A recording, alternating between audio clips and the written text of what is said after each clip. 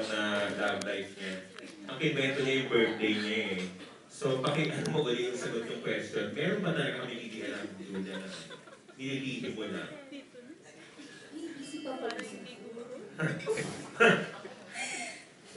Grabe, kinakabahan ako. Sana si Sarah na lang ako ngayon. Pwede naman, Sarah. Focus po muna. Sa wali. Ito na Meron eh. Ito na Writer po namin. Sarah po kasi ako sa writer po. Hindi, ayun po. Ano? Ano siya? Hindi ko alam, busy po ako sa... Wow. Hindi ko po maalam kung paano po ako pag-uwi ko kung para ko saan. So, doon po muna ako mag-focus.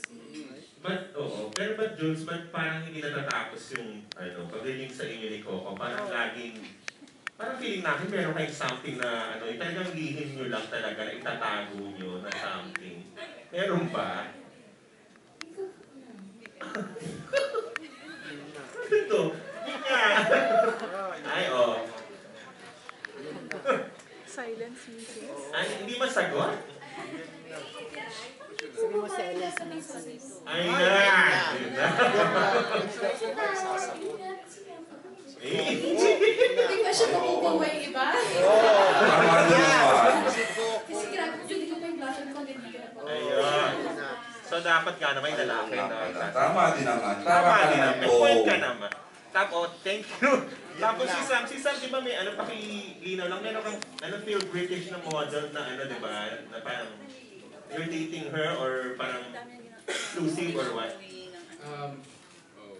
nga, pag sinabi ko, I've been keeping that part of my life very personal. And ayaw ko pang i-share. So, andyan lang siya. Andyan pa rin yun. Wala, ayaw ko lang i-share. Eh, di what? Hindi pa. Future naman. Ngayon. So, nawala na yung girl na yun? Oo. Sige, huwag mo na i-share. Ano nga? In the future naman, I'll share. But, so ngayon. Okay, share the Okay, fine. Thanks.